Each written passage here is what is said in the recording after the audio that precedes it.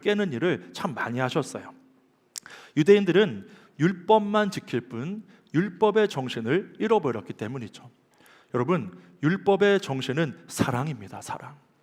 이 사랑을 빼놓고 율법만 지키면 누군가를 정죄하는 수단, 자기 의를 드러내는 도구가 되고 마는 것이죠. 마태복음 5장 17절 이하에 보면 예수님은 자신을 향하여 내가 율법을 폐하려 온 것이 아니라 율법을 완성시키러 왔다. 그리고 세상에서 사랑을 실천하셨고 사랑의 정신을 회복시키셨습니다. 예수님은 또한 율법과 전통으로 자기를 자랑하고 사람을 정죄하는 바리새인들과 같은 이거 종교 지도자들에 대해서 꾸짖으셨고 그들의 잘못됨을 강력하게 비판하셨죠. 오늘 본문에 보면 예수님은 레위, 나중에는 마태라고 불리는 이 레위를 제자로 부르셨어요. 근데 여러분, 그가 세리였죠. 세리는 어떠한 자들입니까? 이 로마에 협력하면서 동족 유대인들에게 세금을 걷어서 로마에 바치고 또 과잉 징수를 해서 자기 몫을 삼는 사람, 자기 배만 불리는 사람들이 세리였고, 그래서 유대인들에게 경멸과 증오와 미움의 대상이 바로 세리였다는 거예요.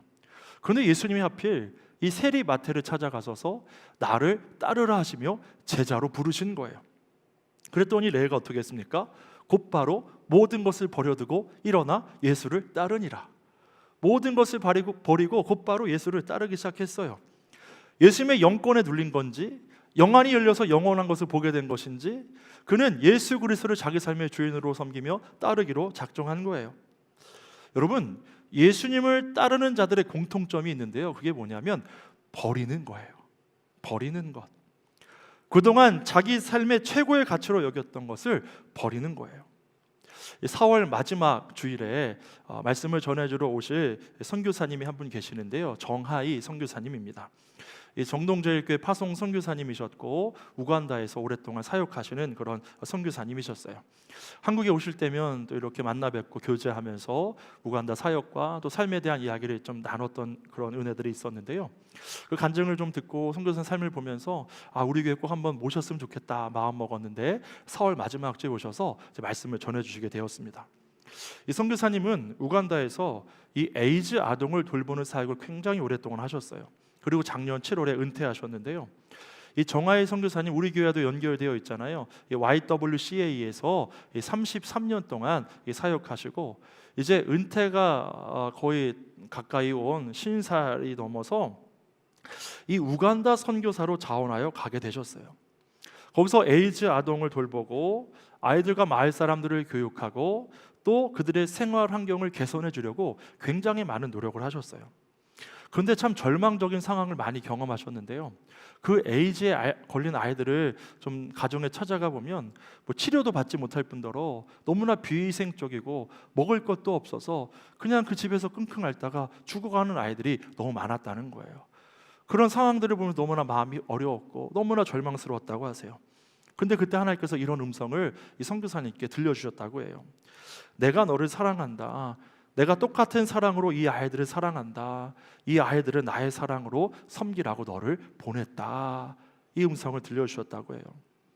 이 우간다 또 선교 사역 중에 교통사고를 크게 당하셔서 거기서 치료가 안 돼서 이제 한국에 오게 되셨어요. 그 치료받고 의사의 진단을 듣는데 의사가 뭐라고 하냐면, 선교사님 이제 이 몸 가지고는 이제 아프리카 가서 살 수 없습니다. 그러니 그냥 한국에 머물러 계십시오라고 얘기하는 거예요. 근데 마음이 너무나 어려웠어요. 절망적이었어요. 그래서 참 감사하게도요, 기적적으로 어깨뼈가 금방 붙은 거예요. 그래서 다시 우간다로 가게 되셨어요. 그런데 이 교통사고 후유증이 계속돼서 허리가 너무 아파서 또 진료를 받고 치료받으려고 이제 한국에 오게 됐을 때 하나님께서 또 이런 감동을 주셨대요. 나의 피 묻은 복음을 전할 수 있겠니? 나의 피 묻은 복음을 계속 전할 수 있겠니? 이런 감동을 주셨대요. 그리고 아직 자신에게 사명이 남아있음을 깨닫고 우간다로 돌아가셔서 그 이후에 아무리아 청소년 센터라는 굉장히 큰 센터를, 그 우간다에서 가장 큰 건물을 지으셔서 거기에서 교육사역을 하고 또 청년들에게 직업교육을 시키고 신앙을 교육하며 귀한 사명을 감당하시다가 작년 7월에 이제 정년이 되어서 은퇴하셨어요. 여러분, 한국에서 편안한 삶을 누릴 수 있었지만 이 편안한 삶을 다 내려놓고 우간다를 향했고, 교통사고 후유증으로 힘겨울 때도 다시 우간다로 향하실 수 있었던 이유는 하나님의 부르심 때문이었습니다.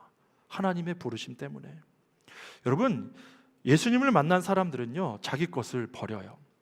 자기 삶의 가장 소중한 가치로 여기며 붙들고 살아가던 것을 일순간에 버리고 예수를 최고의 가치로 여기며 살아가는 것이죠.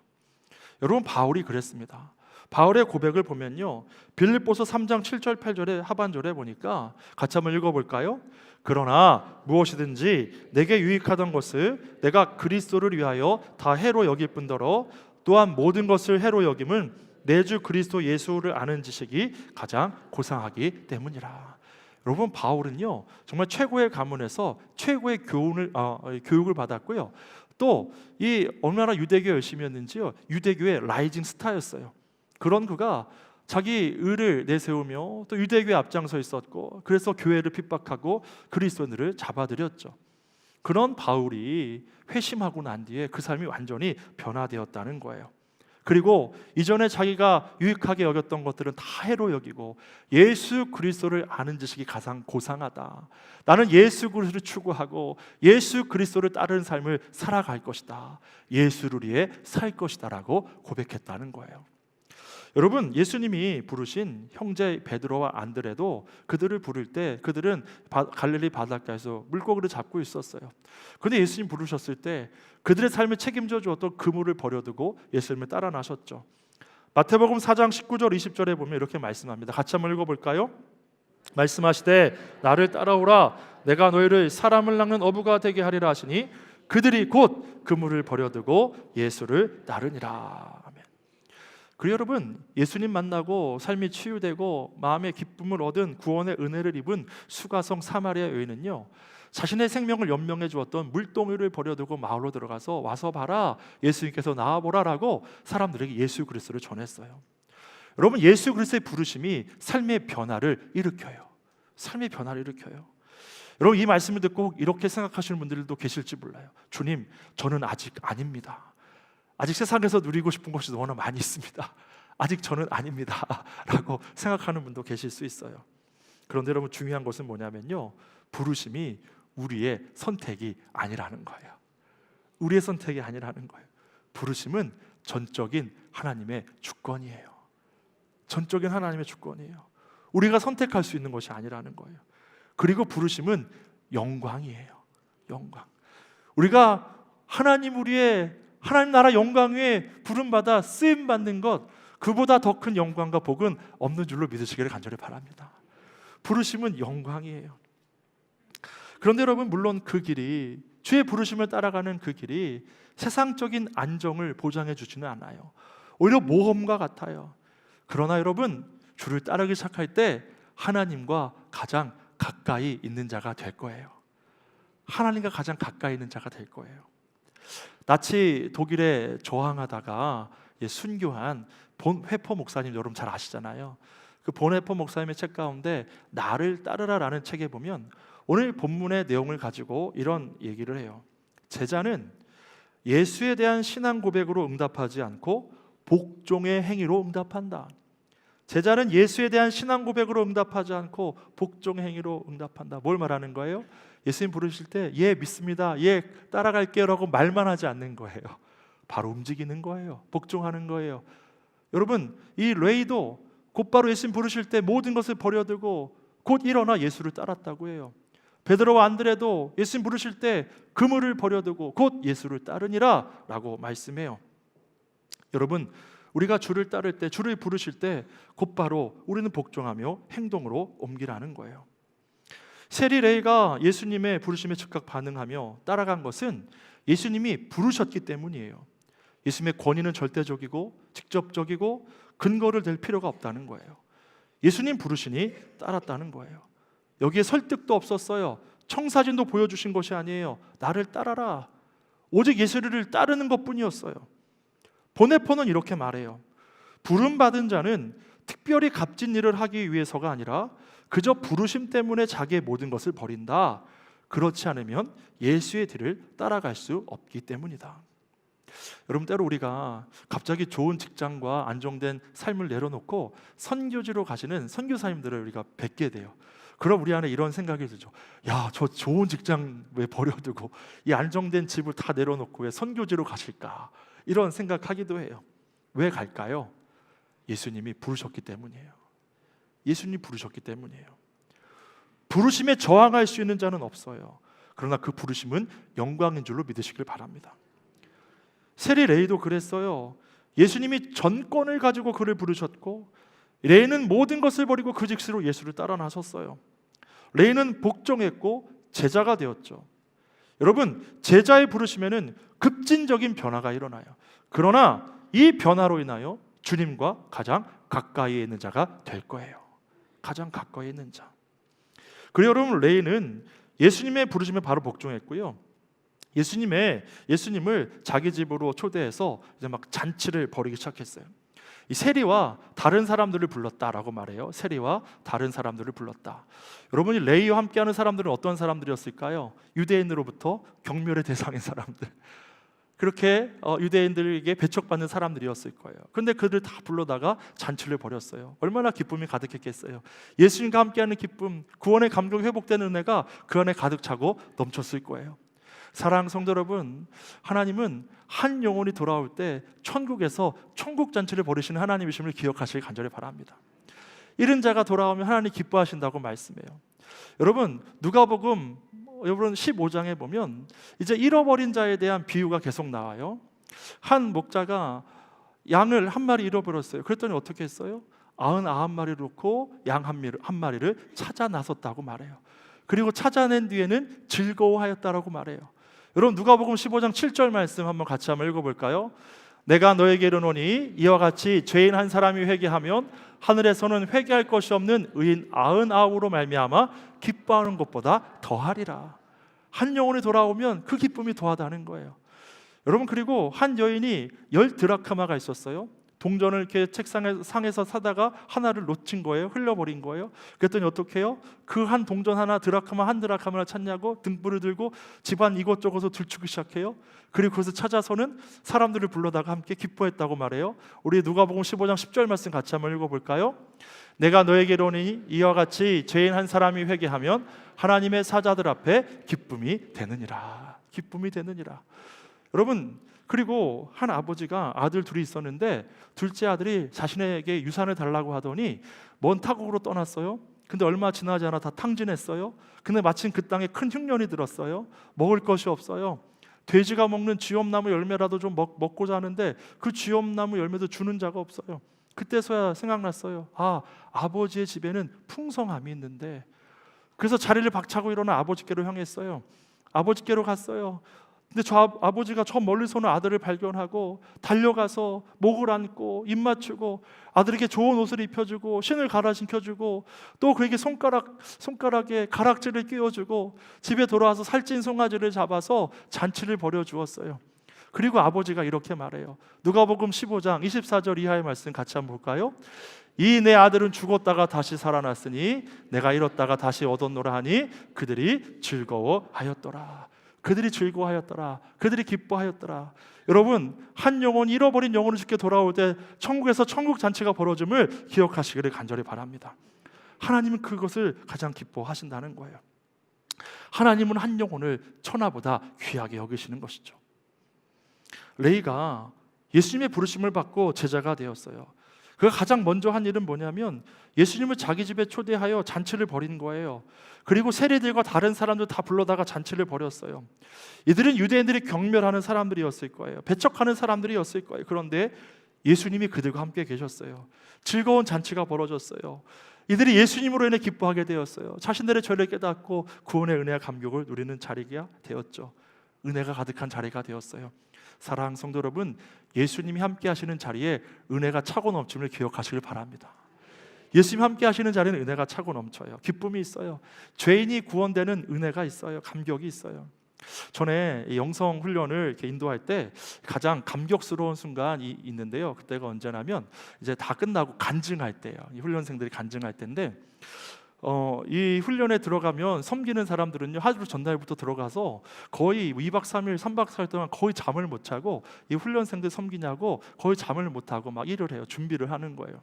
그런데 이 모든 피로가 한순간에 사라질 때가 있는데 언제냐면, 그렇게 훈련받고 이 프로그램을 지나가면서 영성훈련 받으면서 정말 삶이 치유되고 눈물 흘리며 하나님께로 나오고 정말 구원의 감격을 회복한 자들이 나와서 간증할 때 서로 울고 눈물을 훔치면서 그 구원의 감격을 함께 누리면서 그 순간에 모든 피로가 한순간에 다 사라져 버리는 거예요.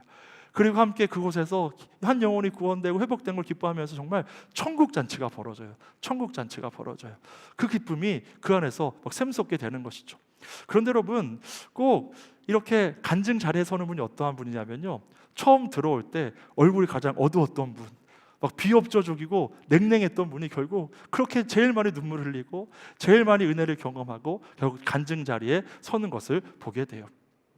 여러분, 우리 하나님 한 영혼이 구원되는 것, 치유되는 것 가장 기뻐하시는 줄을 믿으시기를 간절히 바라요. 잃어버린 영혼이 주님께로 돌아올 때 천국에서 잔치가 벌어져요. 하나님께서 얼마나 기뻐하시는지 모릅니다. 우리 교회가 날마다 천국 잔치가 벌어지는 교회 되기를 간절히 바랍니다. 하나님께로 돌아온 영혼들로 인하여 날마다 기쁨이 넘치는 그런 공동체 되기를 간절히 바랍니다. 저는 올해 기대가 있어요. 기대가 돼요. 하나님께서 우리 교회에 새 가족을 많이 보내주시리라. 아멘이신가요? 많이 보내주시리라. 그런데 여러분, 중요한 게 있어요. 우리가 준비가 되어야 돼요. 새 가족들을 맞이할 준비가 되어 있어야 돼요. 여러분, 누구라도 좀 내가 잘 모르는 분, 낯선 분이 계시면 찾아가서 이렇게 인사하시기 바랍니다. 처음 뵙겠습니다. 저는 누구누구입니다. 만나서 반갑습니다. 인사하시기를 바랍니다. 꼭 찾아가서 인사해 주세요. 얼마나 낯서실 거예요. 서로 한마디, 따뜻한 말 한마디, 따뜻한 관심이 새 가족들을 잘 교회에 정착하게 하고 함께 신앙이 성장하는 데 서로의 큰 힘과 도움이 되어질 줄로 믿습니다. 그렇게 잘 준비되는 우리가 될 거예요. 그래서 여러분, 많은 영혼들이 돌아와서 믿음이 흔들렸던 분들, 교회에 실망하여 방황했던 성도들이 다시 주께 돌아오고 마음의 상처와 고통으로 힘겨워하는 영혼들이 주께 돌아와 치유되고 회복되고 구원의 은혜와 감격을 누리게 될 줄로 믿습니다. 그리고 중요한 것이 정말 하나님께서 주신 마음으로 섬겨하는 것이죠. 올해 신앙 주제가 뭐예요? 여러분, 뭐죠? 올해 신앙 주제? 누구든지 와서 은혜 받는 교회. 여러분, 제가 지겹도록 말씀드릴 거예요. 왜냐하면 이게 우리 교회 올해 정체성이자 사명이기 때문이에요. 우리 교회 정체성과 사명은 누구든지 와서 은혜 받는 교회예요. 이렇게 누구든지 와서 은혜 받는 교회가 되려면 우리가 잘 준비되어야 하고 환대하는 교회가 되어야 해요. 하나님의 성품과 사랑으로 섬겨야 해요. 여러분, 환대는 복음의 문을 열어요. 환대가 복음의 문을 열어요. 사람들의 마음을 녹이고 감동하게 해요. 사랑받는 사람들의 마음이 위로받고 하나님의 사랑을 경험하게 되는 것이죠. 여러분의 사랑의 말 한마디, 축복의 말 한마디, 용기를 주는 말 한마디로 누군가 삶의 마음의 응어리가 풀어지고 삶의 소망이 없던 자들이 삶의 소망을 발견하게 될 줄로 믿습니다. 우리의 말과 행실과 시선과 섬김으로 감동과 위로를 주는 모든 성도 여러분 되시기를 간절히 축복합니다. 그럴 때 우리 교회가 정말 은혜가 차고 넘치는 교회, 따뜻한 교회, 누구든지 와서 은혜 받는 교회 될 줄로 믿어요. 이곳은 은혜의 자리입니다. 잃어버린 영혼이 돌아와 벌어지는 천국 잔치의 자리가 될 거예요. 잃어버린 영혼으로 가득 차는 이 자리가 되기를 간절히 소망합니다. 구원의 감격이 회복되어 천국 잔치가 이곳에서 벌어지기를 간절히 축원합니다. 그런데 여러분, 이 천국 잔치를 부정적인 눈으로 바라보며 부정하는 이들이 있었어요. 바리새인들과 서기관들이었죠. 이들은 율법에 정통한 자들이었어요. 율법을 지킴으로 자기 의를 삼는 자들, 스스로 거룩하다고 자부하는 자들이었어요. 그들에게는 이 천국 잔치가 즐겁지 않았어요. 예수님의 행동이 눈에 거슬렸고 마음이 불편했어요. 그리고 예수님을 향하여 정죄했어요. 죄인과 세리들과 놀아나다니 너도 죄인이다 라고 정죄했죠. 그런데 여러분, 문제는 뭐냐면요, 우리도 그럴 수 있다는 거예요. 우리도 그럴 수 있다는 거예요. 예수님과 함께하는 은혜로운 천국 잔치가 벌어지는데 싫어할 수 있다는 거예요. 이들은 왜 싫어했을까요? 은혜의 자리가 아니라 판단의 자리에 있었기 때문이에요. 은혜의 자리가 아니라 판단의 자리에 있었기 때문이에요. 그러나 예수님은 지금 그들에게 은혜가 무엇인지 보여주고 계셨어요. 은혜, 받을 자격 없는 자들이 받는 것이 은혜예요. 대신 값을 치러주는 것이 은혜라는 것을 보여주셨어요. 그런데 바리새인과 서기관은 기준과 자격을 가지고 판단하고 정죄했죠. 사랑하는 성도 여러분, 저와 여러분은 하나님의 은혜로 구원받았음을 늘 기억하시길 바랍니다. 구원받을 자격 없는 우리가 하나님의 일방적인 사랑과 긍휼로 우리가 구원받았어요. 이 은혜를 기억해야 돼요. 그러면 정죄하지 않게 돼요. 판단하지 않게 돼요. 정죄하고 판단하기보다 누군가의 회복을 위하여, 구원을 위하여 값을 대신 치러줘요. 헌신해요. 도와줘요. 누군가 회복의 길로 인도하는 사명을 감당하게 되는 거예요. 여러분, 삭개오 이야기 잘 아시잖아요. 삭개오도 세리였어요. 배척받는 사람이었어요. 유대인들에게 증오의 대상이었어요. 자기 배만 불리던 사람이었어요. 그런데 예수님에 대한 소문을 들었어요. 예수님께서 여리고로 오신다. 예수님 너무 만나보고 싶었어요. 예수님 이런 분이라는데 꼭 만나보고 싶다. 나갔는데 사람들이 너무나 많은 거예요.